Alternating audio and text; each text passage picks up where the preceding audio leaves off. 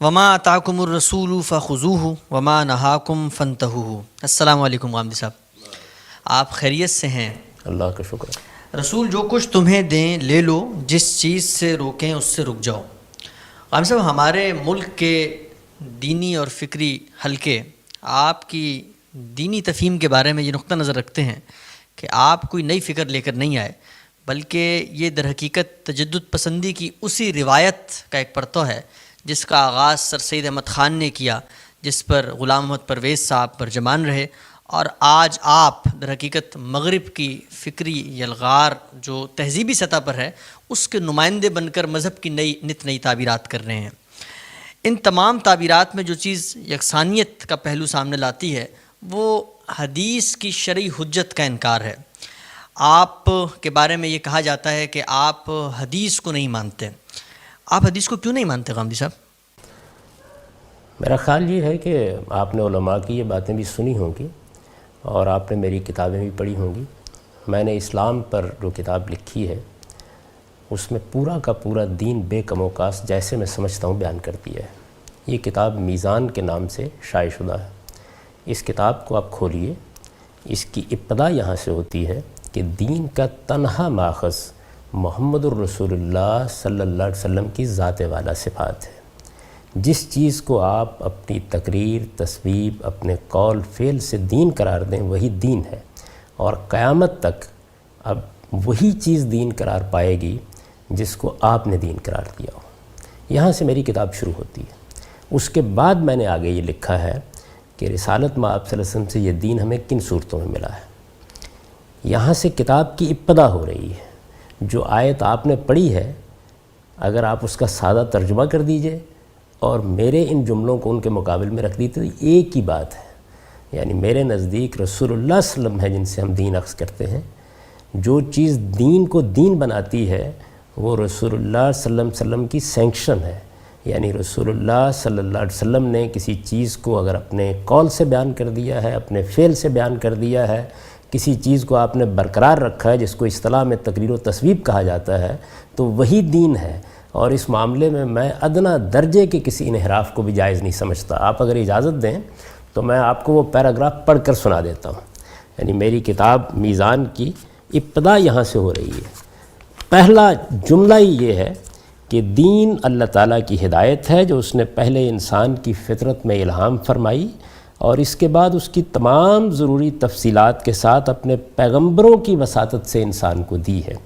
اس سلسلے کے آخری پیغمبر محمد صلی اللہ علیہ وسلم ہیں، چنانچہ دین کا تنہا ماخذ اس زمین پر اب محمد صلی اللہ علیہ وسلم ہی کی ذات والا صفات ہے۔ یہ صرف انہی کی ہستی ہے کہ جس سے قیامت تک بنی آدم کو ان کے پروردگار کی ہدایت میسر ہو سکتی، اور یہ صرف انہی کا مقام ہے کہ اپنے قول و فعل اور تقریر و تصویب سے وہ جس چیز کو دین قرار دیں وہی اب رہتی دنیا تک دین حق قرار پائے۔ یہ میرا موقف ہے۔ میرا احساس یہ ہے کہ جو لوگ یہ بات کرتے ہیں انہوں نے یا تو سر سید کو اور پرویز صاحب کو نہیں پڑھا اور یا پھر مجھے نہیں پڑھا۔ غامدی صاحب، پرویز صاحب کی حدیث کے بارے میں جو فکر ہے اگر ہم اس کی تلخیص کریں تو وہ حدیث کو کوئی دینی اور شرعی حجت تسلیم نہیں کرتے ہیں۔ وہ نبی صلی اللہ علیہ وسلم کے تشریعی ارشادات کو وقتی اور ہنگامی فیصلہ قرار دیتے ہیں۔ ہم آپ کی کتاب کا مطالعہ کریں تو آپ اس میں لکھتے ہیں کہ نبی کریم صلی اللہ علیہ وسلم نے اپنی حیثیت نبوت اور رسالت میں جو کچھ کیا اس کی تاریخ کا حتمی ماخذ قرآن ہے۔ یہ چیز حدیث کے دائرے میں نہیں آتی کہ وہ کسی نئے حکم کا ماخذ بن سکے۔ اور پھر آپ آگے چل کے لکھتے ہیں کہ حدیث جو ہے وہ دین کے اندر کسی عقیدے اور عمل کا اضافہ ہی نہیں کرتی۔ تو کیا فرق ہے آپ کی اور پرویز صاحب کی فکر میں؟ آپ دونوں ایک ہی بات کہہ رہے ہیں۔ یہ جو باتیں آپ نے میری نسبت سے بیان کی ہیں یہ اس طرح نہیں ہے، نہ میں نے اس طریقے سے ان کو لکھا ہے۔ پہلی بات تو یہ سمجھ لیجئے کہ میرے اور ان کے مابین فرق یہ ہے کہ ان کے نزدیک قرآن مجید دین کا اصل ماخذ ہے، قرآن مجید دین کا تنہا ماخذ ہے۔ قرآن مجید میں جو کچھ بیان ہوا ہے صرف وہ دین ہے۔ اور آپ یہ دیکھیے یہ کتب شمالی اور کتب جنوبی کا فرق ہے۔ میں یہ کہہ رہا ہوں محمد الرسول اللہ دین کا تنہا ماخذ ہے۔ محمد الرسول اللہ صلی اللہ علیہ وسلم نے جو کچھ دین کی حیثیت سے پیش کیا وہ دین ہے۔ اس کے بعد میں یہ بتا رہا ہوں اپنی کتاب میں، اگر آپ اسی پہلے صفحے کو دیکھیں کہ محمد الرسول اللہ صلی اللہ علیہ وسلم سے یہ دین کن صورتوں میں ملا ہے۔ تو میں نے بتایا ہے کہ قرآن کی صورت میں ملا ہے، یعنی دین کا ماخذ محمد الرسول اللہ صلی اللہ علیہ وسلم کی ذات والا صفات ہے، انہوں نے ہم کو قرآن دیا ہے۔ پھر میں یہ کہتا ہوں انہوں نے ایک دوسری چیز دی ہے، انہوں نے ہمیں سنت دی ہے، اور یہ بتاتا ہوں کہ یہ دونوں کے دونوں دین کے حتمی ماخذ ہیں، ان دونوں کے ذریعے سے ہم دین کو اخذ کرتے ہیں۔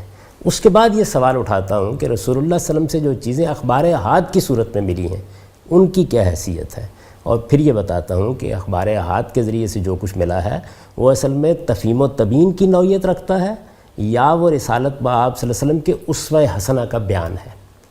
یہ دونوں چیزیں ہمارے لیے حتمی حجت کی حیثیت رکھتی ہیں، ان کے بارے میں آگے چل کر یہ بیان کر رہا ہوں کہ یہ حدیث کا دائرہ ہے، اور پھر اس کے بعد دیکھیے کہ حدیث کی حجیت جس کو آپ کہتے ہیں وہ میں نے کن الفاظ میں اپنی اس کتاب میں بیان کی ہے۔ مجھے تعجب ہوتا ہے کہ یہ سب باتیں لوگ یہ سب پڑھ کے کہہ رہے ہیں۔ میں نے پہلے حدیث کا دائرہ متعین کیا ہے کہ وہ کن موضوعات سے متعلق مواد اپنے اندر رکھتی ہے، یعنی وہ یا تو تفہیم و تبیین کو اپنے اندر رکھے گی یا پھر رسالت بآب صلی اللہ علیہ وسلم میں اسوہ حسنہ کا بیان ہوگی۔ اس دائرے کو متعین کرنے کے بعد میں نے لکھا ہے اس دائرے کے اندر البتہ حدیث کی حجت ہر اس شخص پر قائم ہو جاتی ہے جو اس کی صحت پر مطمئن ہو جانے کے بعد رسول اللہ صلی اللہ علیہ وسلم کے قول و فعل یا تقریر و تصویب کی حیثیت سے اسے قبول کر لیتا ہے۔ اس سے انحراف پھر اس کے لیے جائز نہیں رہتا، بلکہ ضروری ہو جاتا ہے کہ آپ کا کوئی حکم یا فیصلہ اگر اس حدیث پہ بیان کیا گیا ہے تو اس کے سامنے سر تسلیم خم کر دے۔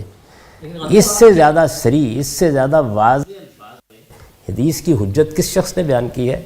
ہم صاحب یہ فرماتے ہیں کہ سر تسلیم خم کر دینا چاہیے اگر حدیث میں کوئی اس طرح کی بات ہے، اس میں حضور نے کوئی فیصلہ کیا ہے، لیکن پھر اسی کے بعد آپ کہتے ہیں کہ خبر واحد کسی عقیدے و عمل میں اضافے کا باعث ہی نہیں بنتی۔ ایک طرف کہہ رہے ہیں سر تسلیم خم کر دیں، دوسری طرف کہہ رہے ہیں عمل میں اضافے کا باعث نہیں، تو یہ تضاد نہیں ہے فکر؟ یہ بالکل ٹھیک ہے۔ دیکھیے میں اگر آپ کو یہ بتاؤں کہ قرآن مجید میں کیا ہے تو یہ قرآن مجید کے کانٹینٹ کا بیان ہوگا۔ اگر آپ کو میں یہ بتاؤں کہ سنت میں کیا ہے تو یہ سنت کے مشمولات کا بیان ہوگا۔ میں یہ بتا رہا ہوں کہ حدیث میں کیا ہوتا ہے، یعنی رسالت بآب صلی اللہ علیہ وسلم نے ہمیں قرآن دیا، اس کے بعد آپ نے دین کی وہ چیزیں دیں کہ جن کی حیثیت مستقل بذات تھی، وہ چیزیں آپ نے کسی ایک آدمی کو نہیں بتائیں، دو آدمیوں کو نہیں بتائیں، کسی خلوت میں بیٹھ کے نہیں بیان کر دیں۔ اس طرح کی جو چیز بھی آپ کی طرف سے ہم کو ملی وہ سب صحابہ کو آپ نے بتائی، اس پر اجماع منعقد ہو گیا، وہ تواتر کے ساتھ منتقل ہوئی، اس کو کسی روایت کی ضرورت نہیں رہی۔ اس کے بعد میں یہ بتا رہا ہوں کہ وہ باتیں جو آپ نے خلوت و جلوت میں کسی وقت کہی ہیں، کسی کو توجہ دلائی ہے، کسی کو تنبیہ کی ہے، کسی چیز کی وضاحت کی ہے، یہ اخبار احاد ہیں جن کو آپ اصطلاح میں حدیث سے تعبیر کرتے ہیں، اور یہ بتا رہا ہوں کہ ان کا کانٹینٹ کیا ہوتا ہے، ان میں ہوتا کیا ہے۔ یہ تو اگر کوئی مجھ پہ تنقید کرنا چاہتا ہے تو اس کو آگے بڑھنا چاہیے اور بتانا چاہیے کہ جو کانٹینٹ تم بتا رہے ہو یہ نہیں ہوتا، کچھ مختلف ہوتا ہے۔ تو میں یہ عرض کر رہا ہوں کہ آپ سب سے پہلے متعین کر کے دیکھیے قرآن میں کیا ہے، یعنی قرآن خدا کی کتاب ہے۔ آپ مجھ سے پوچھیں گے قرآن مجید میں کیا باتیں بیان ہوئی ہیں تو میں بتاؤں گا نا آپ کو کیا باتیں بیان ہوئی ہیں۔ اخبار احاد کے اندر دین کے بارے میں حضور سے کوئی عملی مروی نہیں ہے جس پہ ہمارے لیے سر تسلیم ہم کرنا لازم ہو۔ اخبار احاد میں دین سے متعلق کوئی فیصلہ ہی ہمارے تک ان تک نہیں پہنچا۔ وسلم کے فیصلے اخبار احاد میں ہیں، رسالت بآب صلی اللہ علیہ وسلم کا عمل اخبار احاد میں ہے، رسالت بآب صلی اللہ علیہ وسلم کی تشریحات اخبار احاد میں ہے۔ میں یہ بتانے کی کوشش کر رہا ہوں ان کی نوعیت کیا ہے، یعنی ان کی نوعیت کیا یہ ہے کہ وہ کسی اصل سے پھوٹی ہوئی نہیں ہے، وہ بالکل مستقل بذات چیزیں ہیں۔ تو میں یہ بتانے کی کوشش کر رہا ہوں کہ ایسا نہیں ہے، وہ مستقل بذات نہیں ہے۔ جو دین قرآن و سنت کے اندر بیان ہو گیا ہے وہ اس کی تفہیم و تبیین ہے، وہ اس پر عمل کے لیے آپ کے اسوے کا بیان ہے۔ اور میں آپ سے عرض کرنا چاہتا ہوں، اب اگر آپ مجھے موقع دیں، کہ اس معاملے میں یہ جاننا چاہیے ہمارے علماء کو بھی، آپ بھی دین کے طالب علم ہیں، آپ کو بھی یہ سمجھنا چاہیے کہ جلیل القدر محققین کا موقف اس معاملے میں کیا رہا ہے۔ مجھے تھوڑی دیر کے لیے اجازت دیجیے تو میں آپ کے سامنے چند چیزیں رکھوں۔ اس کو موضوع بنایا ہے، یعنی یہ جو کانٹینٹ ہے حدیث میں کیا چیز ہوگی، اس کو امام شاطبی نے الموافقات میں موضوع بنایا ہے۔ میں اس بحث کا تھوڑا سا تعارف آپ کو کراتا ہوں اور پھر آپ کو یہ بتاتا ہوں کہ اس میں ان کا نقطہ نظر کیا ہے، محقق علماء نے اس کو کس زاویے کے ساتھ دیکھا ہے۔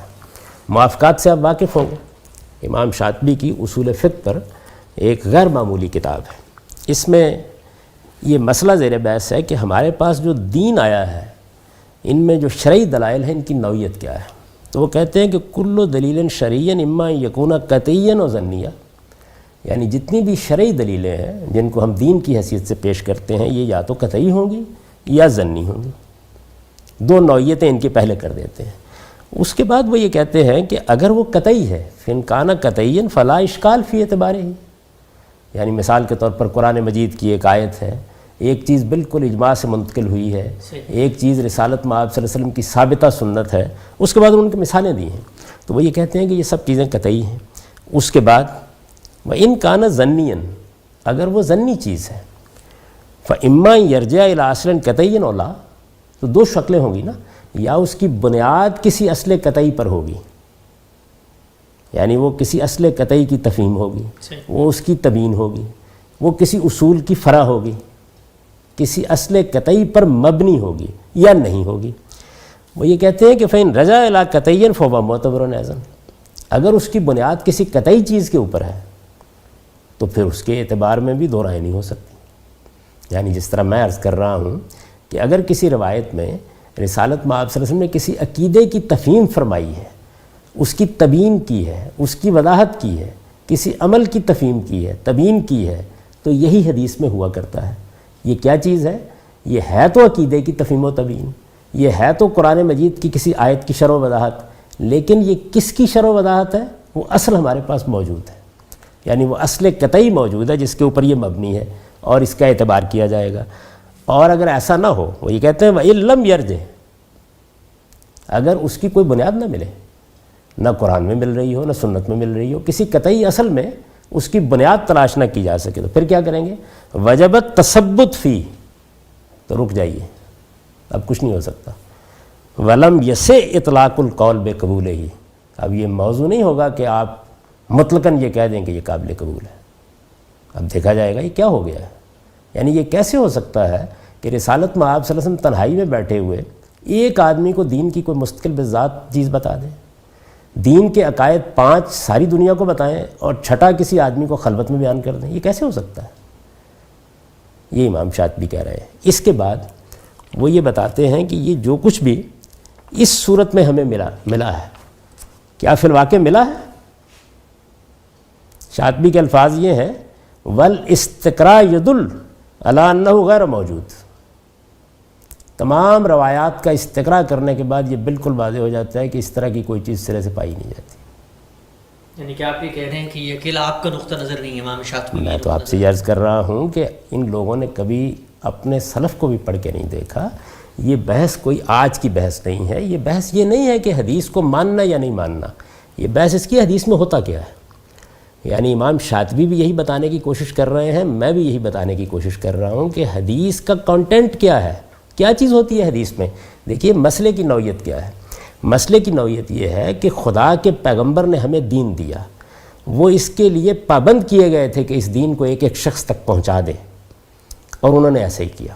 قرآن مجید نازل ہوا تو رسالت مآب صلی اللہ علیہ وسلم نے اسے عام مجمع میں پڑھ کے سنایا، صحابہ کرام کو وہ منتقل ہوا، صحابہ کرام میں سے ہر شخص نے اس کو سنا، لوگوں نے اس کو لکھا، لوگوں نے اس کو یاد کیا۔ اس طریقے سے رسالت مآب صلی اللہ علیہ وسلم نے وہ امانت منتقل کی۔ جو سنت نبیوں کی چلی آ رہی تھی اس کو بھی تقریر و تصویب کے بعد آپ نے اسی طرح جاری کیا۔ نمازیں پڑھائی، روزے لوگوں نے رکھے۔ اگر کسی موقع کے اوپر اس نوعیت کا کوئی حکم آ گیا، جیسے مثال کے طور پر تحویل قبلہ کا حکم آ گیا، تو اس کی منادی کرائی، ایک ایک شخص تک پہنچایا۔ یہ دین ہے، یہ دین کا کنٹینٹ ہے، اس میں مستقل بذات احکام ہے، یہ قرآن میں بھی ہیں، یہ سنت میں بھی ہیں۔ یعنی اس میں عقیدے کی نوعیت کی چیزیں بھی ہیں، اس میں عمل کی نوعیت کی چیزیں بھی ہیں۔ اب یہ سوال پیدا ہوتا ہے کہ یہ جو ایک دو آدمی ہمیں آ کے بتا رہے ہوتے ہیں، جن کو اخبار احاد کہتے ہیں اصطلاح میں، کہ فلاں بات بھی رسول اللہ صلی اللہ علیہ وسلم نے کی تھی، یا فلاں بات بھی آپ نے فرمائی تھی، یا آپ کے سامنے فلاں معاملہ بھی ہوا تھا، تو یہ چونکہ 1 2 4 آدمیوں کے سامنے کی بات ہوتی ہے، تو یہ سوال پیدا ہوا کہ اس میں کیا چیزیں ہوتی ہیں۔ تو ہم یہ بتا رہے ہیں، امام شاطبی بھی یہی بتا رہے ہیں اور میں بھی یہی بتا رہا ہوں کہ ان میں کوئی مستقل بذات چیز ہوتی نہیں۔ لیکن غالب صاحب آپ نے سلف کا حوالہ دیا کہ وہ اسی نقطہ نظر پہ کھڑے ہیں، وہ کہتے ہیں کہ یا تو کوئی اصل پائی جاتی ہوگی جس کا بیان حدیث میں ہو جائے گا، اور جب وہ ہو جائے گا تو آپ بھی فرماتے ہیں کہ وہ سر تسلیم خم وہ حجت ہوگی ہمارے لیے۔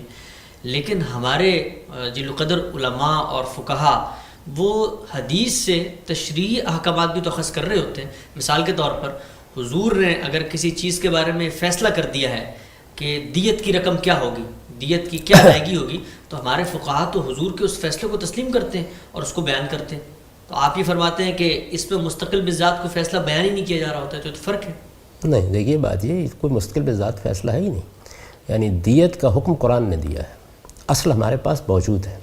قرآن مجید نے جس اسلوب میں اس کو بیان کیا ہے اس میں کوئی تعین نہیں فرمائی. تو رسالت میں آپ صلی اللہ علیہ وسلم ہی اس پر عمل کریں گے. آپ کے زمانے میں کوئی مسئلہ پیش آئے گا تو آپ ہی عمل کریں گے نا اس پر. تو یہاں پر اگر فرض کر لیجئے کہ علماء یہ کہتے ہیں کہ رسالت میں آپ صلی اللہ علیہ وسلم نے دیت کی یہ مقدار متعین کر دی تھی، تو یہ تو اس اصل قطعی پر مبنی ایک عمل ہوگا. اس میں کوئی چیز ایسی نہیں ہے کہ جو اس سے ہٹی ہوئی ہے، کوئی اجنبی چیز نہیں ہے، کوئی منکر بات نہیں ہے. اور میں اگر یہ کہوں گا کہ یہ اصل میں معروف پر عمل کیا گیا تھا اور قرآن کا حکم بھی یہی تھا، تو یہ فہم کا اختلاف ہوگا. اس کا در حقیقت اس سے کوئی تعلق نہیں ہے. جو بات آپ کہنا چاہتے ہیں وہ یہاں بیان ہی نہیں ہوئی. اگر اس بات کو ہم درست تسلیم کریں، جیسا آپ نے شروع میں بیان کیا کہ مرزا پرویز صاحب جو ہیں ان کی دینی فکر میں قرآن اصل میں حتمی اور قطعی ماخذ کے طور پہ سامنے آتا ہے، اور آپ حدیث کو حتمی اور قطعی نہیں، تنہا ماخذ. دیکھیے زیر بحث مسئلہ یہ ہے، پرویز صاحب کہتے ہیں دین صرف قرآن میں ہے. میں یہ کہتا ہوں دین صرف اور صرف محمد الرسول اللہ کے ہاں ہے. دنیا میں کوئی اور چیز نہیں ہے جہاں دین پایا جاتا ہو. یہ محمد الرسول اللہ کی ذات والا صفات ہے. محمد الرسول اللہ کی ذات والا صفات سے مجھے قرآن ملا ہے. محمد الرسول اللہ صلی اللہ علیہ وسلم کی ذات والا صفات سے مجھے سنت ملی ہے. اور محمد الرسول اللہ صلی اللہ علیہ وسلم کی ذات والا صفات ہی نے دین کے بعض پہلوؤں کی کسی شخص کے سامنے شرح و وضاحت فرمائی ہے، کسی سوال کا جواب دیا ہے. یہ رسالت مآب صلی اللہ علیہ وسلم کا علم ہے. مجھے یہ اخبار احاد کے ذریعے سے ملا ہے. اس میں کوئی آپ کا فیصلہ، کوئی حکم اگر بیان ہو گیا ہے اور ہم اس کی صحت پر مطمئن ہو گئے ہیں تو اس سے ادنیٰ انحراف کو بھی میں ایمان کے منافی سمجھتا ہوں. میں یہ کہتا ہوں یہ بحث یہ ہو رہی ہے جس کو آپ موضوع بنا رہے ہیں کہ حدیث میں ہوتا کیا ہے. یعنی زیر بحث یہ ہے، مثال کے طور پر ایک آدمی یہ کہتا ہے کہ قرآن مجید میں تو ایٹم بنانے کا طریقہ لکھا ہوا ہے، اور آپ یہ کہتے ہیں کہ بھائی قرآن میں یہ چیز نہیں ہے. تو بالکل اسی طرح میں آپ لوگوں کی خدمت میں یہ گزارش کر رہا ہوں کہ حدیث میں کوئی مستقل بذات حکم نہیں ہوتا. اس میں جو قرآن و سنت میں دین دیا گیا ہے اسی سے متعلق کسی چیز کی تفہیم ہوتی ہے، تبیین ہوتی ہے. صاحب ہمیں قرآن کہتا ہے ذو عدل کہ آپ کسی عادل آدمی کو لے آئیے اور اس کے ذریعے سے آپ فیصلہ کروا لیجئے. وہ ایک آدمی بھی ہوتا ہے، دو بھی ہوتے ہیں، چار بھی ہوتے ہیں. یہ کیوں شرط ہے کہ رسول اکرم صلی اللہ علیہ وسلم نے دین سے متعلق کوئی بات، کوئی منادی ہی کی ہو، مجمع عام میں کی ہو، ایک بات وہ کیوں کسی ایک اکیلے شخص کے ذریعے سے ہم تک اس کا ابلاغ نہیں کر سکتے؟ یعنی کہ اس میں یہ بات کیوں ضروری ہے کہ افراد کی اتنی تعداد ہو جائے گی تب ہم اس بات کی حجت مان لیں گے، اور جب تک یہ تعداد افراد کی نہیں پہنچے گی تو ہم اس کو دینی حجت نہیں مانیں گے؟ یہ واقعہ ہے. یعنی ایک واقعے کو میں نے آپ سے گزارش کی ہے کہ قرآن مجید کو پڑھا جائے گا نا. قرآن مجید کے حجت ہونے میں تو کوئی دو رائے نہیں، پڑھا جائے گا. تو پڑھنے کے بعد ایک صاحب علم آپ کو یہ بتائے گا کہ قرآن میں کیا ہے، یہ بتائے گا نا. سب علماء بتاتے ہیں. اسی طریقے سے سنت کو دیکھا جائے گا تو یہ بتایا جائے گا سنت میں کیا ہے. تو ہم آپ کو یہ بتا رہے ہیں کہ حدیث کو جب دیکھا گیا، امام شاطبی کے جو الفاظ میں نے آپ سنائے ہیں وہ یہ والاستقراء یدل، یعنی جس وقت حدیث کے سارے ذخیرے کا مطالعہ کیا گیا تو یہ بات بالکل واضح ہو گئی کہ اس میں کوئی مستقل بذات حکم نہیں ہے، کوئی مستقل ذات فیصلہ نہیں ہے. اس میں صرف وہ چیزیں بیان ہوئی ہیں جن کا تعلق یا تو تفہیم و تبیین سے ہے یا آپ کے اسوہ حسنہ سے، یعنی دین سے متعلق. ظاہر ہے کہ اخبار احاد کے طریقے کے اوپر تو واقعات بھی بیان ہوئے ہیں، اس زمانے کی کیفیات بھی بیان ہوئی ہیں، بہت کچھ بیان ہوا ہے. یہاں دین زیر بحث ہے، تو دین کی حیثیت سے یا تفہیم و تبیین ہوگی اور یا پھر اس کے اندر رسالت مآب صلی اللہ علیہ وسلم کے اسوہ حسنہ پر عمل، اسوہ حسنہ کی روایت ہوگی. چنانچہ یہ روایات میں نے اپنی کتاب میزان میں دی ہیں وہ 1200 سے زیادہ ہیں. آپ کے علم میں ہونا چاہیے کہ حدیث کی پہلی کتاب موطا امام مالک ہے، اس میں 500 سے زیادہ روایات نہیں ہیں. میری جو اسلام پر کتاب ہے میزان، اس میں 1200 سے زیادہ روایات ہیں جو میں نے نقل کی ہیں، جن کو میں نے حجت مانا ہے، جن کو میں نے رسالت مآب صلی اللہ علیہ وسلم کے فیصلے کی حیثیت سے لوگوں کو بتایا ہے، اور یہ انہیں ترغیب دی ہے کہ یہ ہے رسالت مآب صلی اللہ علیہ وسلم کا حکم، فیصلہ، اس پر عمل کرنا تمہارے لیے باعث سعادت ہے. لیکن غالب صاحب یہ کیسے آپ نے اس کو حجت تسلیم کیا ہے کہ میں اپنے والد صاحب کو بولوں کہ میں آپ کو اپنا باپ تسلیم کرتا ہوں، لیکن نہ تو آپ میرے کسی معاملے میں دخل دے سکتے ہیں، نہ آپ کا کوئی حکم میرے عمل میں اضافہ کر سکتا ہے، نہ میں آپ کی بات کو حتمی طور پہ مان لوں گا؟ یعنی کہ کوئی حدیث جب تک تخصیص و تحدید نہیں کر سکتی کسی چیز کی، تو پھر تفہیم و تبیین کیسے کر سکتی؟ تفہیم و تبیین ہی کرنی چاہیے اس کو۔ اس کی وجہ یہ ہے کہ جب اللہ کے پیغمبر نے دین دینے کا فیصلہ کیا اور قرآن و سنت کے ذریعے سے پورا کا پورا دین آپ کو دے دیا، تو اب اس کے بعد اگر خلوت میں کوئی بات کریں گے، سیدہ عائشہ ایک کسی سوال کا جواب دیں گے، کوئی آدمی کسی موقع پر ملے گا اور اس کو آپ کوئی نصیحت کریں گے، تو وہی کریں گے نا کہ جو آپ سب لوگوں تک پہنچانا ضروری نہیں سمجھتے۔ پہنچ جائے گی بہت اچھی بات ہے، ان کے علم میں اضافہ ہوگا، نہیں پہنچے گی تو کوئی فرق نہیں پڑے گا۔ تو یہ چیز عقلاً بھی ایسے ہی ہے۔ اور میں تو یہ عرض کر رہا ہوں کہ الاستقراء یدل، یعنی آپ مجھے بتائیے کہ وہ کیا چیز ہے روایتوں کے اندر جس میں کوئی مستقل بذات چیز بیان ہوئی ہے۔ مستقل بذات چیزیں روایات میں بیان نہیں ہوتی، اخبار احاد میں بیان نہیں ہوتی، یہاں کانٹینٹ زیر بحث ہے۔ دیکھیے ایک چیز ہے حدیث کی حجیت، یعنی اگر کوئی رسالت مآب صلی اللہ علیہ وسلم کا حکم آپ کو مل گیا کسی حدیث میں، یا کوئی فیصلہ مل گیا، تو آپ اس کے بارے میں کیا رویہ اختیار کریں گے۔ تو حجیت کو میں نے بیان کر دیا ہے کہ جب آپ اس کی صحت پر مطمئن ہو جائیں تو اس کے بعد اس سے ادنیٰ انحراف بھی جائز نہیں ہے، یہ حجیت ہے۔ ایک دوسری چیز یہ ہے کہ اس میں ہوتا کیا ہے، یہ بتایا جا رہا ہے کہ اس میں کوئی چیز ایسی نہیں ہوتی کہ جو مستقل بالذات ہو، اس میں تمام چیزیں اصل قطعی پر مبنی ہوتی ہیں۔ یہی بات امام شاطبی کہہ رہے ہیں، یہی بات میں نے عرض کی، اور یہی بات پرویز صاحب کہہ رہے ہیں، یعنی کہ وہ اگر حدیث کے بعد میں اگر یہ کہیں کہ ہم اس کو وقتی نوعیت کی چیز سمجھیں یا حضور سے منسوب کسی عمل کی تفہیم تبیین کہہ لیجئے، تو اس بارے میں آپ کا ان کا نقطہ نظر امام شاطبی کا تینوں کا نقطہ نظر مختلف نہیں ہے۔ پرویز صاحب تو بالکل ہی دوسری بات کہہ رہے ہیں۔ وہ تو یہ کہتے ہیں کہ رسالت مآب صلی اللہ علیہ وسلم نے جو دین دیا ہے وہ قرآن ہے، چنانچہ سنت بھی کوئی چیز نہیں ہے۔ تو میرے ہاں تو صورتحال یہ ہے کہ قرآن مجید رسالت مآب صلی اللہ علیہ وسلم نے دیا ہے، سنت رسالت مآب صلی اللہ علیہ وسلم نے دی ہے۔ سنت میں مستقل بذات احکام ہیں، سنت کو اس کی کوئی ضرورت نہیں ہے کہ اس کی اصل قرآن مجید میں موجود ہو، سنت قرآن سے مقدم ہے۔ یہ سب کچھ میں نے لکھا ہے۔ زیر بحث ہے اخبار احاد، یعنی وہ چیزیں جو رسالت مآب صلی اللہ علیہ وسلم نے سنت کے طور پر جاری نہیں فرمائیں، کسی شخص کے سوال کے جواب میں کچھ کہا ہے، کسی چیز کی وضاحت کر دی ہے، کسی موقع پر نصیحت کے طور پر کوئی بات کہی ہے، کسی چیز کی جانب توجہ دلا دی ہے، یہ اخبار احاد کہلاتی ہیں۔ میری سمجھ میں نہیں آتا کہ اس کا اور پرویز صاحب کے موقف کا کیسے تقابل کرتے ہیں آپ؟ لیکن نتیجہ فکر کے طور پر پرویز صاحب کو اگر ہم اصول میں آپ سے مختلف مان بھی لیں آپ کی اس وضاحت کے بعد، نتیجہ فکر کے طور پر وہ دین کی بہت ساری چیزوں کو وقتی اور ہنگامی نوعیت کی چیزیں تسلیم کر رہے ہوتے ہیں۔ آپ کی دینی فکر کے اندر بھی یہ تخصیص پائی جاتی ہے۔ آپ کہتے ہیں کہ بعض حکم رسول کے ساتھ خاص ہوتے ہیں اور بعض حکم جو ہیں وہ باقی پوری امت کے لیے ہیں۔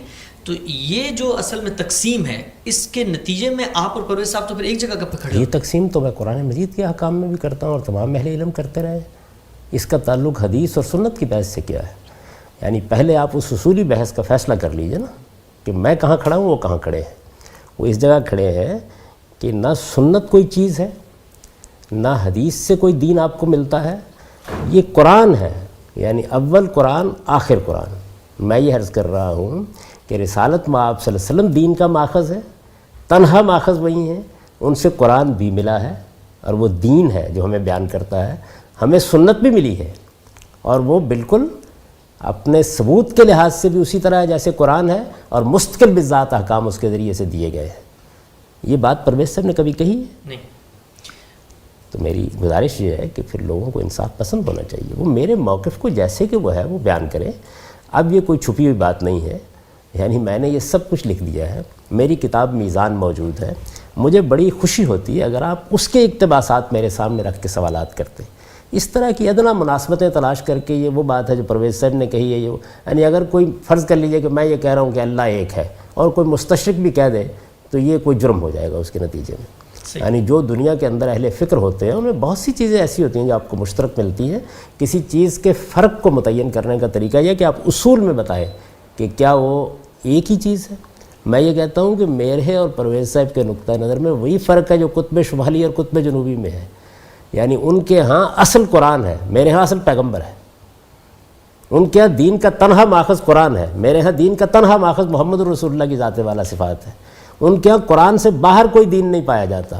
میرے نزدیک سنت مستقل بذات ماخذ ہے اور اس کے اندر مستقل بذات احکام بیان ہوئے ہیں. ان کے نزدیک روایت یا حدیث میں کوئی ایسا حکم نہیں ہو سکتا کہ جو میرے لیے بھی واجب الاطاعت ہو، وہ اپنے زمانے کے لیے کچھ احکام دیے گئے ہیں. میرے نزدیک اس کے اندر اگر رسالت میں آپ صلی اللہ علیہ وسلم کی تفہیم و تبیین بیان ہو گئی ہے، اس میں آپ کا کوئی حکم اور فیصلہ بیان ہو گیا ہے اور وہ فیصلہ مجھ تک منتقل ہو گیا ہے اور میں اس کی صحت پر مطمئن ہو گیا ہوں، تو اس سے ادنیٰ انحراف بھی دین کے خلاف ہے. ان سب باتوں کو آپ کیسے ایک کر سکتے ہیں؟ صحیح. اچھا، آپ نے یہ فرمایا کہ حدیث کے اندر مستقل بالذات کوئی حکم بیان ہی نہیں ہو رہا ہوتا. عقیدہ تو پھر بہت دور کی بات ہے، کیونکہ وہ بہت قطعیت پہ کھڑا ہوتا ہے، اس پہ انسانوں کی ایمان لانا ہوتا ہے. کسی دینی حکم کے بارے میں بھی آپ کا نقطہ نظر یہ ہے کہ وہ اس نوعیت کا بیان نہیں ہو رہا ہوتا. پھر حدیث میں اگر یہ چیزیں بیان نہیں ہو رہی ہوتی ہیں تو ہم جو چیزیں اخذ کرتے ہیں، جو ہمارے ایمان کا حصہ بنتی ہیں، مثال کے طور پر ہم قبر کے اندر عذاب کے اوپر ہمارا عقیدہ ہے، ایمان ہے کہ قبر کے اندر بھی عذاب دیا جائے گا، منکر نکیر کے وہاں پر سوالات ہوں گے، اور اس کے علاوہ جو ہے تقدیر پر ہم ایمان لاتے ہیں. تو یہ اگر حدیث سے بیان نہیں ہوتی ہیں تو پھر ہم کیسے ان پر ایمان لاتے ہیں؟ یہ سب باتیں قرآن مجید میں بیان ہوئی ہیں اور رسالت میں آپ صلی اللہ علیہ وسلم نے ان کی شرح و وضاحت فرمائی ہے. مختلف موقعوں پر اس کو راویوں نے بیان کر دیا ہے، ان کو ہم پڑھتے ہیں، دیکھتے ہیں. قرآن مجید میں ان کی بنیادیں موجود ہیں. مثال کے طور پر دیکھیے کہ یہ جب ہم دنیا سے رخصت ہوتے ہیں تو کیا ایسا ہوتا ہے کہ ہمیں سلا دیا جاتا ہے یا قبر میں ہم مٹی ہو کر ختم ہو جاتے ہیں اور اس کے بعد قیامت کو اٹھائے جائیں گے؟ قرآن مجید یہ بتاتا ہے کہ ایسا نہیں ہوتا، اور رسالت میں آپ صلی اللہ علیہ وسلم اسی کی تفصیلات بیان کر رہے ہیں. یعنی ان میں سے کس چیز کا میں نے انکار کیا ہے؟ میری کتاب میزان میں برزخ کے عنوان سے ایک پورا باب موجود ہے. اس میں میں نے بتایا ہے کہ برزخ کی نوعیت کیا ہے، میں نے یہ بتایا کہ اس میں کیا احوال پیش آتے ہیں.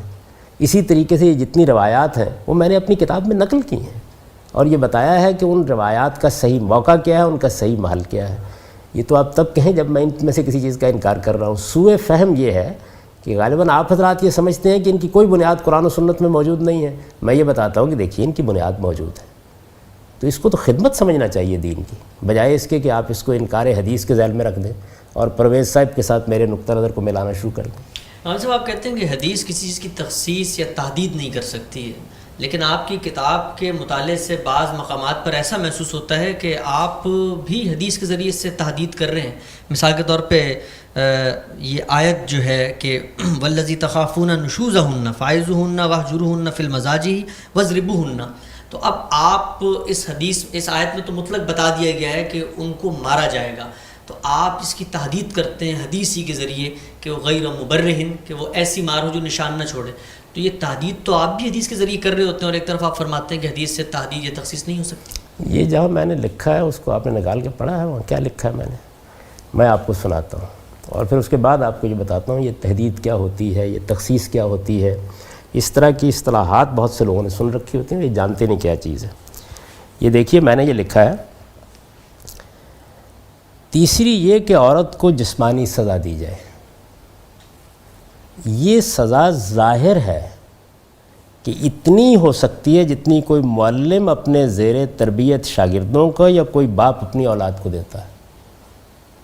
یعنی اس کے بارے جانتے ہیں کیا ہے؟ اس کا مطلب یہ ہے کہ قرآن مجید نے جو بات کہی ہے میں نے اس کو ایسے سمجھا ہے. پہلے یہ دیکھیے، اس کو میں چند مثالوں سے واضح کرتا ہوں. جس وقت ہم کوئی جملہ بولتے ہیں تو وہ جملہ کسی خاص موقع، خاص محل، خاص پس منظر میں بولتے ہیں. اس کے اندر بعض چیزیں عقلی طور پر ایسی ہوتی ہیں جو آپ سے آپ مستثنیٰ ہو جاتی ہیں، یا عقلی طور پر کچھ قیدیں اس کے اوپر لگ جاتی ہیں. میں نے اپنے طالب علموں سے کہا کہ تم کل صبح سب کے سب 8 بجے یہاں پہنچ جاؤ گے اور جو نہیں آئے گا اس کو 10 روپے جرمانہ کر دوں گا. اگلے دن ایک طالب علم کے بارے میں یہ معلوم ہوا کہ اس کا راستے میں حادثہ ہو گیا، اس کو 10 روپے جرمانہ کیا جائے گا؟ میں آپ سے پوچھ رہا ہوں. میں نے تو یہ کہا تھا نا کہ تمام طالب علموں کو کل 8 بجے پہنچنا ہے اور جو نہیں پہنچے گا اس کو 10 روپے جرمانہ کر دیا جائے گا. مجھے اطلاع ملی کہ ایک طالب علم کا راستے میں حادثہ ہو گیا، اسے ہسپتال لے جایا گیا ہے، اس کو 10 روپے جرمانہ ہونا چاہیے؟ نہیں، بالکل نہیں ہونا چاہیے. کیوں نہیں ہونا چاہیے؟ میں نے یہ کہا تھا کہ تمام کے تمام. تو کچھ تخصیصات، کچھ تحدیدات خود جملوں کے اندر موجود ہوتی ہیں، ان کو عقلی تخصیصات کہتے ہیں. یہ عقلی تخصیصات جو ہے ان کو ہر عاقل آدمی جو زبان کا ذوق رکھتا ہے سمجھتا ہے.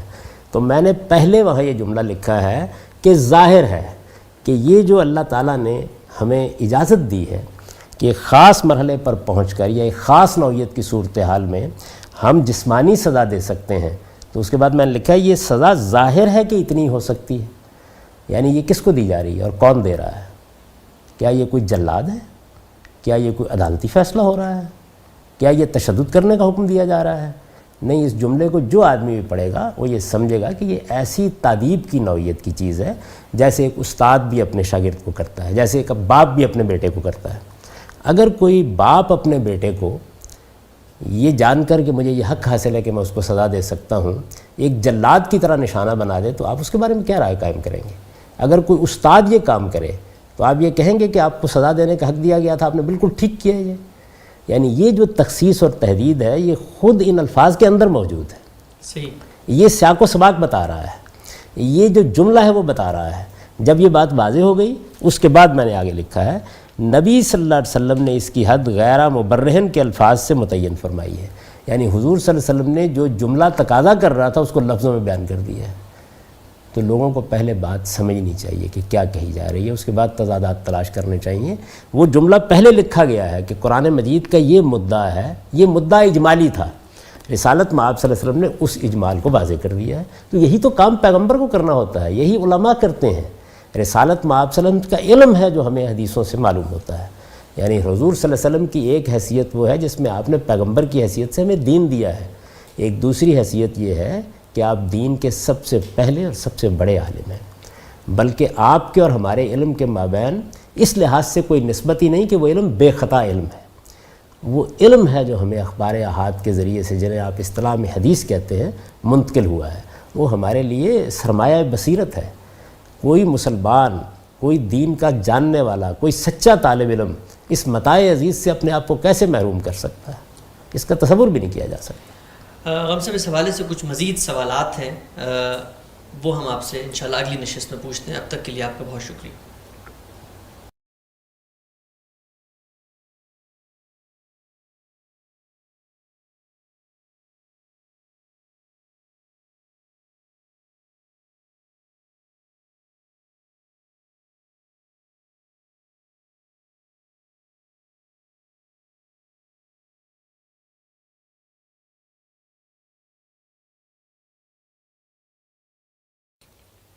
السلام علیکم عامر صاحب۔ وعلیکم السلام۔ عامر صاحب، ہم نے پچھلی نشست میں آپ سے آپ کے حدیث کے بارے میں نقطہ نظر کو جاننے کی کوشش کی تھی، اور پرویز صاحب حدیث کے بارے میں کیا رائے رکھتے ہیں، آپ نے جو رائے بتائی ان دونوں میں بظاہر تو بعد المشرقین واقع ہو جاتا ہے۔ ہم آپ کی بتائی ہوئی بات کے سائے میں آپ سے پوچھنے کی کوشش کر رہے تھے کہ حدیث جب تخصیص اور تحدید نہیں کرتی تو بعض آیتیں قرآن حکیم کی ایسی ہیں جن کے بارے میں ہم حدیث ہی کی روشنی میں فیصلہ کرتے ہیں۔ ان میں سے ایک آیت کے بارے میں آپ نے بتایا تھا کہ وہ حدیث نہیں بلکہ ہم اصلاً قرآن اور اس کی زبان ہی سے فیصلہ کر رہے ہوتے ہیں، حدیث میں اس کا بیان ہو جاتا ہے۔ اسی نوعیت کی ایک دوسری آیت ہے جس کے بارے میں یہ کہا جاتا ہے کہ حدیث ہی کے ذریعے اس کی تحدید یا تخصیص ہوتی ہے۔ یہ آیت ہے کہ اللہ تمہاری اولاد کے بارے میں تمہیں تاکید کرتا ہے کہ ایک لڑکے کو 2 لڑکیوں کے برابر حصہ ملے گا، لیکن حدیث میں آتا ہے کہ اگر کسی بیٹے نے اپنے باپ کو قتل کر دیا ہے تو پھر وہ وارث نہیں بن سکتا، لا یرث القاتل شیئا۔ تو اب یہ بتائیے گا کہ قرآن کی اس آیت میں تخصیص تو ہو رہی ہے اس حدیث سے؟ قرآن مجید کے اس مقام کو تدبر کے ساتھ پڑھنا چاہیے۔ قرآن مجید نے یہاں صرف حصے نہیں بیان کیے، یہ سورہ نساء میں آیات ہیں، 11ویں 12ویں آیت ہے، اس میں صرف قرآن نے حصے نہیں بیان کیے، اس کے ساتھ ایک اور بات بھی بتائی ہے، وہ یہ بات ہے کہ یہ قانون کس اصول پر مبنی ہے۔ اس میں یہ بیان کیا گیا ہے کہ یہ قرب منفعت پر مبنی ہے، یعنی اللہ تعالیٰ نے جو فیصلہ کیا ہے کہ بیٹے کو ملنا ہے یا بیوی کو ملنا ہے یا شوہر کو ملنا ہے یا والدین کو ملنا ہے، تو اس کی بنیاد کیا ہے، کیوں ملنا ہے؟ تو یہ فرمایا ہے کہ اقرب و نفن کی بنیاد پہ ملے گا۔ چنانچہ اس کو سامنے رکھ کر یہ فیصلہ ہر فقیہ نے کرنا ہے کہ قرب منفعت موجود ہے یا نہیں موجود ہے۔ عام حالات میں یہ موجود ہوتا ہے، جس وقت کوئی بیٹا باپ کو قتل کر دیتا ہے یا باپ بیٹے کو قتل کر دیتا ہے تو وہ جو تعلق قرب منفعت کا ہے وہ تو مضرت میں بدل گیا، یعنی منفعت تو ایک طرف رہی، وہ باعث ضرر ہو گیا، اس سے الٹ صورتحال ہو گئی۔ رسالت میں آپ صلی اللہ علیہ وسلم نے اس کو واضح کر دی ہے۔ اس طرح کی بہت سی صورتیں آج بھی ہم کو دیکھنی پڑیں گی۔ مثال کے طور پر ایک بچہ اپنے والدین کا انتہائی گستاخ ہے، اس نے اپنے والد کے ساتھ کوئی حسن سلوک نہیں کیا، حسن سلوک تو ایک طرف رہا، بدسلوکی کی ہے، گھر سے نکال دیا ہے، کبھی خدمت نہیں کی، والد نے اس کو عاق کر دیا۔ اگر یہ معاملہ عدالت میں آتا ہے اور ہم اس نتیجے پر پہنچ جاتے ہیں کہ فی الواقع ایسا ہی ہوا ہے، تو ہم اس کے اس فیصلے کو نافذ کر دیں گے اسی اصول پر جو قرآن مجید میں بیان ہوا ہے۔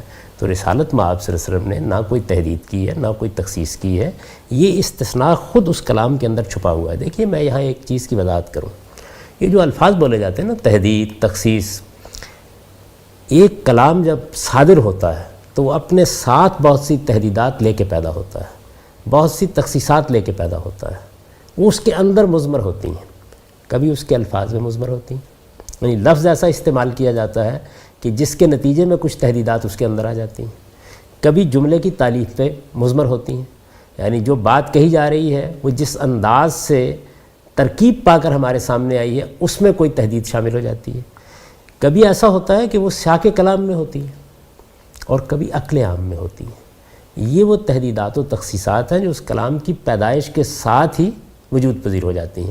ان کو اگر بیان کیا جائے گا، پیغمبر صلی اللہ علیہ وسلم بیان کریں گے، کوئی فقیہ بیان کرے گا، تو یہ در حقیقت کلام کے مدعا میں کوئی تغیر و تبدل کرنا نہیں ہے، بلکہ آپ کو کلام کے اصل مفہوم سے آگاہ کرنا ہے۔ میں اس کی ایک مثال دیتا ہوں آپ کو۔ عام طور پر ہمارے ہاں بعض مفکرین نے دور حاضر میں یہ کہا کہ یہ جو حدود ہیں، جیسے چور کا ہاتھ کاٹ دیجئے، زانی کو کوڑے ماریے، تو یہ حالات کے لحاظ سے امام کو حق حاصل ہے کہ معطل کر دیں۔ علامہ اقبال نے اس طرح کی بات کہی، ریکنسٹرکٹنگ ویز تھاٹ ان اسلام میں، بہت سے دوسرے لوگ بھی اس کو بیان کرتے ہیں۔ ان سے جب معلوم کیا گیا کہ اس کی دلیل کیا ہے، اللہ کا حکم ہے، اللہ نے ایک سزا مقرر کر دی ہے، آپ کیسے معطل کر سکتے ہیں؟ تو انہوں نے کہا کہ حضرت عمر نے عام الرمادہ میں معطل کر دیا تھا، یعنی چوروں کو سزا نہیں دی۔ یہ بھی سوء فہم ہے، یعنی یوں نہیں ہے کہ اللہ کا حکم تھا، سیدنا عمر رضی اللہ عنہ نے اس کو معطل کر دیا۔ نہیں، جب ہم قرآن کی اس آیت کو پڑھتے ہیں تو یہ معلوم ہوتا ہے کہ وہ اپنے ساتھ بعض حدود و شرائط رکھتی ہے۔ وہ حدود و شرائط کلام کے اندر سے سمجھ لینے کے بعد سیدنا عمر نے ٹھیک قرآن مجید کے مدعا کے مطابق اس وقت سزا نہیں دی۔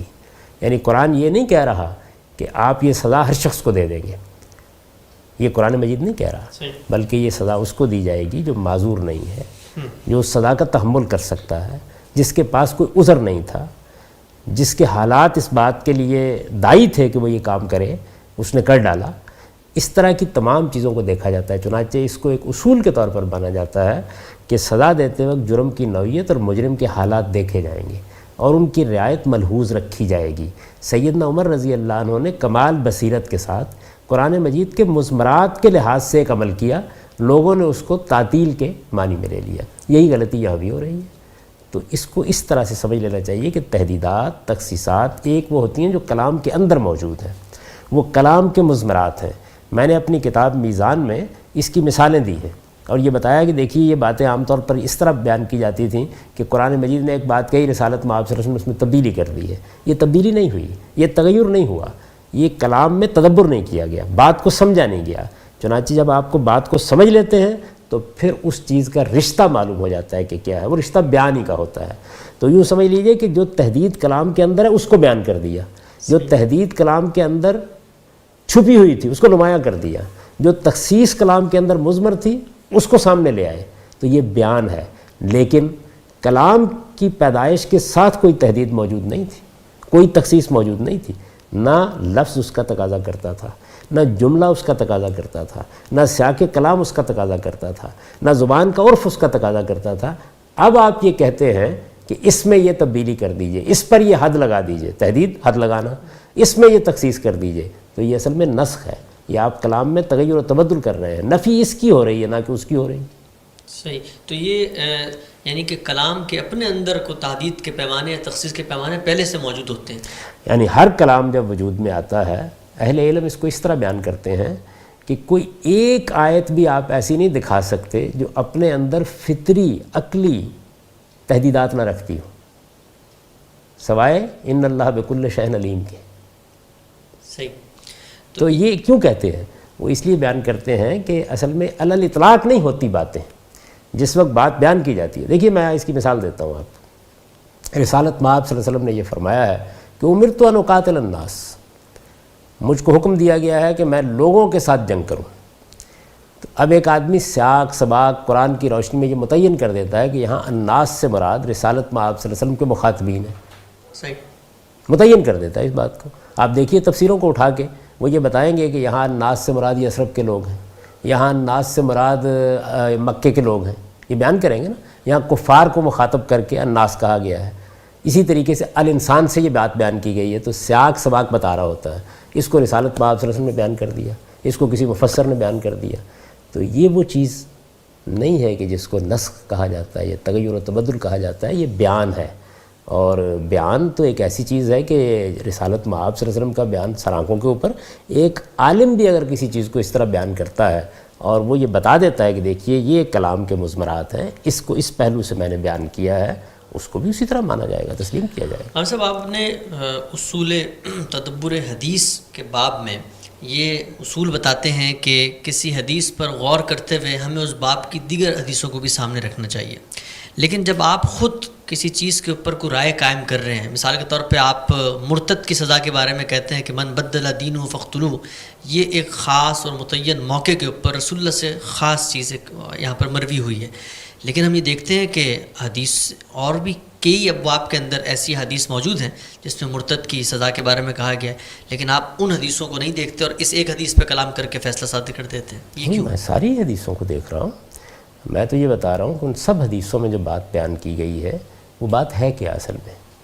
حدیث میں جب کوئی چیز آتی ہے تو راوی نے رسالت مآب صلی اللہ علیہ وسلم کو سنا، بیان کر دیا. بعض اوقات وہ اس کا سیاق و سباق نہیں متعین کرتا، موقع و محل نہیں بتاتا. بات جب کہی گئی تھی تو مخاطبین کیا تھے اس کی تعین نہیں کرتا، چنانچہ اس کو ان تمام پہلوؤں سے دیکھنا پڑتا ہے. تو میں نے اس روایت کے بارے میں جو کچھ لکھا ہے قرآن مجید کی روشنی میں لکھا ہے. یعنی یہ بتایا ہے کہ قرآن مجید میں یہ اور یہ نصوص ہے جن پر یہ روایت مبنی ہے. اس حدیث کو بلکہ سمجھا دیا ہے. یعنی اب تک تو صورتحال یہ تھی کہ اس میں سوائے معذرت خواہی کے اور اس طرح کی باتوں کے کہ جن باتوں کو کوئی بھی آج ماننے کے لیے تیار نہیں ہے، کوئی چیز کہی نہیں جا رہی تھی. میں نے تو یہ بتا دیا کہ روایت بالکل ٹھیک ہے، لیکن اس کا موقع یہ ہے، اس کا محل یہ ہے، اور قرآن مجید کی روشنی میں اس کے معنی یہ ہے. صحیح. اور جب آپ فرماتے ہیں کہ حدیث پر غور کرتے ہوئے ہمیں اس کی سند کا لحاظ رکھنا چاہیے، جو ائمہ رجال بہت محنت کر کے یہ طے کر چکے ہیں کہ راوی کے حالات کیا ہیں، اس کا حافظہ کیسا ہے، ان سب چیزوں کو پیش نظر رکھتے ہوئے ہمیں پھر حدیث سے استدلال کرنا چاہیے. لیکن آپ ہی کی کتاب میزان میں ایسا ہے کہ مثال کے طور پہ ایک روایت ہمیں ملتی ہے کہ رجعنا من الجہاد الاصغر الی جہاد الاکبر، جس کے بارے میں یہ کہا جاتا ہے کہ یہ حدیث من گڑت ہے اور ضعیف ہے. لیکن یہاں پر آپ کا مدعا یا کوئی مقصد سامنے ہو اور وہ اس حدیث سے ثابت ہو رہا ہو تو آپ اس میں ضعیف روایت بھی لے لیتے ہیں. میری کتاب میزان میں 1200 سے زیادہ روایات ہیں. میں اس سے پہلے بھی آپ سے عرض کر چکا ہوں. یہ کہاں ہے؟ میزان میں کہیں نہیں ہے. آپ ان صاحب سے جنہوں نے آپ کو یہ بتایا ہے ذرا اس کا حوالہ پوچھیے. آپ نے اس کو بیان کیا ہے ایک جگہ پہ؟ ان سے کسی جگہ بیان کیا ہوگا، معلوم نہیں کس سیاق و سباق میں بیان کیا ہے. یعنی میں نے میزان جب تبوک سے واپسی کے موقع پر کہ رسول اللہ صلی اللہ علیہ وسلم جب تبوک سے واپس آ رہے تھے اس موقع پر انہوں نے اپنے اصحاب سے یہ بات کی ہے، اور آپ نے پھر وہاں پر یہ حدیث ذکر کی ہے کہ حضور نے بتایا کہ ہم جہاد اصغر سے جہاد اصغر یعنی قتال فی سبیل اللہ سے جہاد اکبر یعنی کہ نفس کے ساتھ لڑائی کی طرف جا رہے ہیں. یعنی وہ کس سیاق و سباق میں نے بتایا ہے، روایت پہ اس پر میں گفتگو کر رہا تھا، اس کو کوئی دینی سند کے طور پر بیان کر رہا تھا، کیا چیز تھی؟ میں تو یہ عرض کر رہا ہوں کہ میں نے جب اسلام پر اپنی کتاب لکھی ہے تو اس میں یہ بات واضح کر دی ہے کہ اس میں صرف وہ روایات دی گئی ہیں جو سند کے لحاظ سے صحت کے معیار پر پوری اترتی ہیں. میں نے یہ بھی اس کتاب میں لکھ دیا ہے کہ رسالت مآب صلی اللہ علیہ وسلم کی نسبت سے کسی بات کو بیان کرتے وقت ہم آخری درجے میں تحقیق کریں گے، اور اس میں جو ہمارے محدثین نے معیار مقرر کر دیا ہے اس کے بارے میں بھی اپنی رائے دے دی ہے کہ اس میں ادنا درجے میں بھی کسی تبدیلی کی ضرورت نہیں ہے. یعنی محدثین کا قائم کردہ معیار، میں نے بلکہ کئی مرتبہ یہ بات کہی ہے کہ میں نے برسوں اس کو پرکھنے کی کوشش کی اور اس خواہش کے ساتھ کی کہ اس کے اندر سے کوئی غلطی پیدا کی جا سکے. حقیقت یہ ہے کہ اس کے اندر کوئی ادنا درجے کی بھی غلطی تلاش نہیں کی جا سکتی. انسانی سطح پر جو بہترین معیار ہو سکتا ہے روایت کو جانچنے کا وہ انہوں نے بیان کر دیا، مقرر کر دیا. میرے نزدیک اس کی بنیاد کے اوپر ہی ہمیں فیصلہ کرنا چاہیے. پہلی چیز یہ ہے. دوسری چیز یہ ہے کہ جو انہوں نے درایت کے اصول بیان کیے ہیں ان کا اطلاق کرنا چاہیے. یہ باتیں میں نے بیان کر دی ہیں اپنی کتاب. قرات کے اوپر گفتگو کرتے ہوئے آپ نے اپنی کتاب میں شہاب زہری کے حوالے سے یہ کہا ہے کہ ان کی مشہور جو روایت ہے سبت احرف اس کو قبول نہیں کیا جا سکتا کیونکہ وہ سند کے لحاظ پہ پورا نہیں اترتی اور ان کے بارے میں ائمہ رجال نے باتیں کی ہوئی ہیں. لیکن آپ ہی کی کتاب میں کچھ دیگر مواقعوں کے اوپر شہاب زہری کی روایتیں لی جاتی ہیں, تو قرات کے باب میں ان کی روایت نہیں لی جا رہی اور باقی جگہ پہ روایت لی جا رہی ہے, تضاد کیوں؟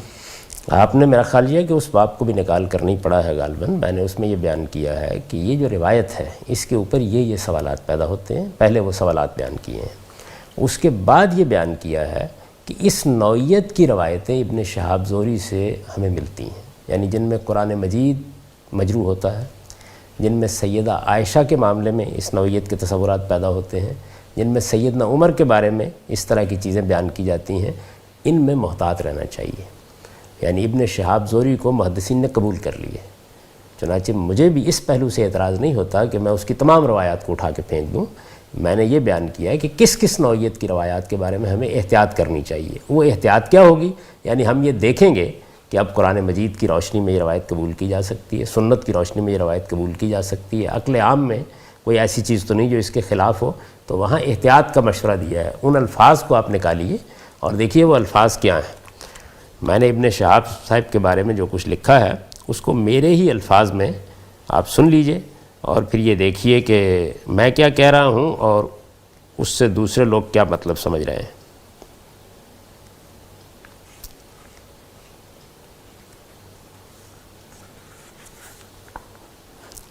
یہ میں نے لکھا ہے, سیاہ میں یہ اصلاً ابن شہاب زہری کی وساطت سے آئی ہیں اور یہ روایات وہ ہیں جو جمع و تدوین قرآن سے متعلق ہے, ان پر تبصرہ ہے.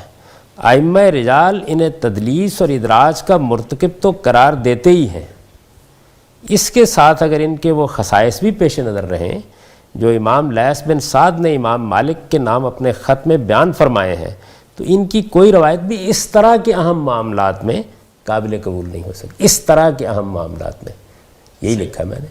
تو جو اس طرح کے اہم معاملات نہیں ہیں ان میں قبول کرنے میں کوئی معنی نہیں ہے, اس لیے کہ ہمارے پاس اس کے لیے دوسرے معیارات ہوتے ہیں جن کو سامنے رکھ کر ہم قبول کر لیتے ہیں. خان صاحب, حدیث اور سنت کی جو تقسیم ہے اس میں جو تعریف آپ سنت کی بیان کرتے ہیں کہ سنت جو ہے وہ اصلت دین ابراہیمی کی روایت ہے جس کی رسول اکرم صلی اللہ علیہ وسلم نے اپنے قول, فعل, تقریر یا تصویب سے دین کی حیثیت میں امت میں جاری فرما دی ہے.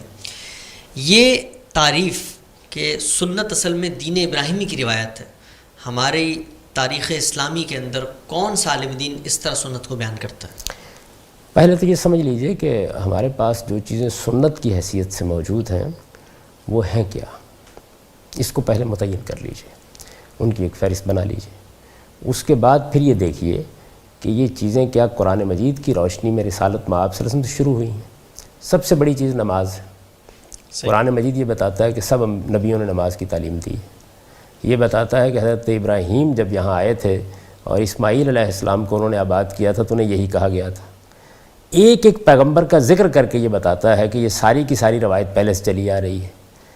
حج کے معاملے میں کیا رائے قائم کریں گے؟ کیا رسالت مآب صلی اللہ علیہ وسلم نے اس کی ابتدا کی تھی؟ یہ معروف ہے کہ حج حضرت ابراہیم کے زمانے سے ہو رہا تھا. قرآن مجید اس کی تاریخ بیان کرتا ہے کہ جب ابراہیم نے اس گھر کی تعمیر کی تو ہم نے ان سے کہا کہ اب حج کی منادی کر دیجئے. زکوٰۃ کی صورتحال یہی ہے. تو یہ تمام چیزیں جو ہیں ان کے بارے میں یہ ایک امر واقعہ ہے جس کو میں نے بیان کیا ہے.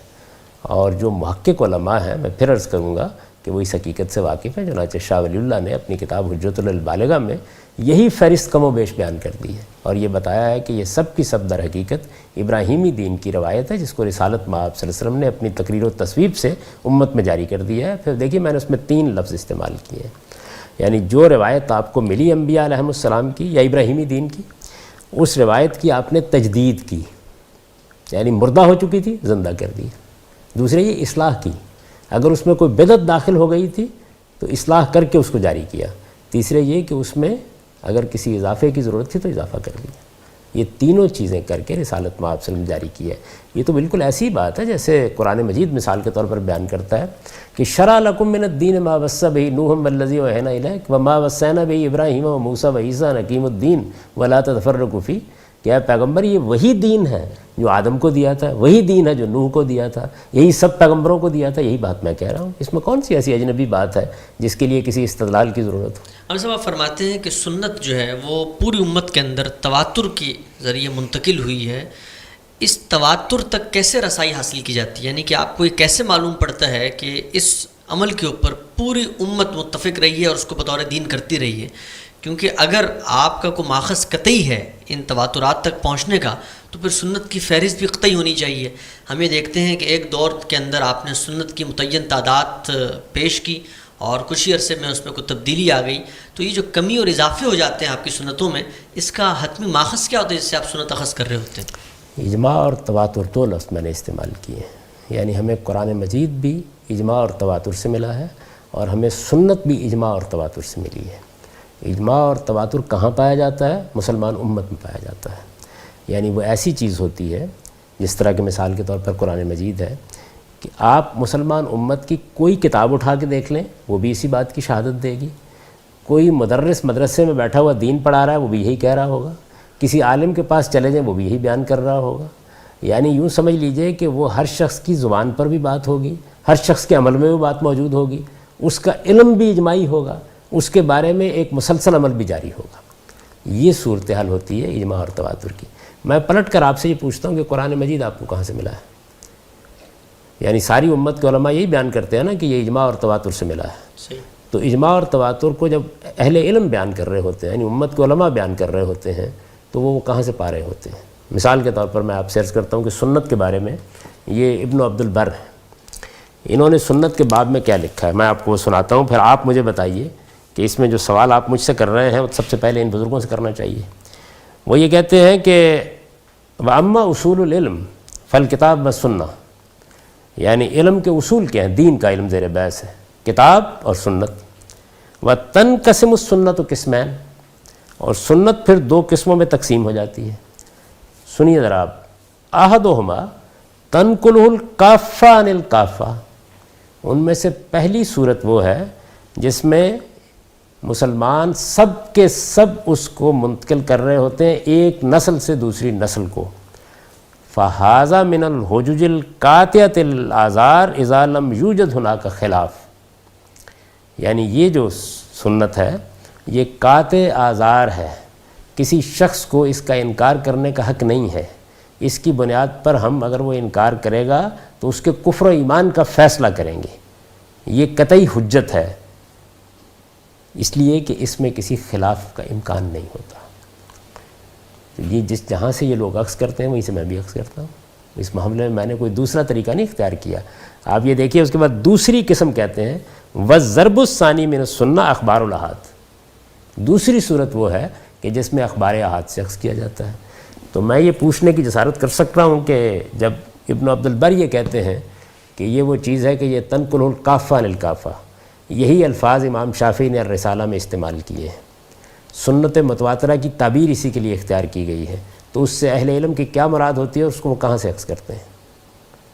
کیونکہ اخبار احاد کا ذکر تو الگ سے کر رہے ہیں نا. تو یہ مسلمان امت کے ہاں سے اخذ کی جاتی ہے. اگر آپ سے کوئی شخص یہ پوچھے کہ پاکستان کے بانی کون تھے تو آپ کہتے ہیں قائد اعظم. تو اس کا علم آپ کو کہاں سے حاصل ہوا ہے؟ ہر شخص کو معلوم ہے، ہر کتاب میں لکھا ہوا ہے. اس موضوع پر جب بات کی جائے گی تو یہ چیز سامنے آ جائے گی. ہر استاد جو کسی اسکول میں مدرسے میں کھڑا ہے وہ یہ بات پڑھا رہا ہے، سمجھا رہا ہے. تو اس کو کہا جاتا ہے کہ یہ چیز اجماع اور تواتر سے منتقل ہوئی ہے. اب رہی یہ بات کہ جب اجماع اور تواتر سے کسی چیز کو جو 14 صدیوں کے اوپر محیط ہے آپ متعین کرنے کے لیے بیٹھے ہوتے ہیں تو آپ کے پاس سارا مواد کیا متعین کر کے الگ کر دیا گیا ہے؟ ایسا نہیں ہے. اخبار احاد کی بنیاد پر جو چیزیں ملی ہیں وہ اور یہ سنت، یہ دونوں آپس میں ملے ہوئے ہوتے ہیں. جب یہ ملے ہوئے ہیں تو ان کو الگ کرنے کا کام میں نے کیا ہے. اس کام کے دوران میں بھی انسان ہوں، مجھ کو بھی غلطی لگ سکتی ہے. چنانچہ ایک دو چیزیں جن کے بارے میں مجھے تردد رہا اور میں نے ان میں اپنا نقطہ نظر جب یہ محسوس کیا کہ وہ غلط ہے تو اس کو فوراً تسلیم کیا اور اپنے ہاں اس میں تبدیلی کر دی. وہ ایک دو چیزیں، اس سے سوا کچھ بھی نہیں. بہت شکریہ غامدی صاحب آپ کا. آپ نے ان امور کے متعلق ہمیں اپنے نقطہ نظر سے آگاہ کیا اور ہم انشاءاللہ مستقبل میں بھی اس طرح کے وہ تمام سوالات جو آپ کے اوپر وارد ہوتے ہیں آپ کے سامنے رکھتے رہیں گے. آپ کے وقت کا بہت شکریہ. بہت نوازش.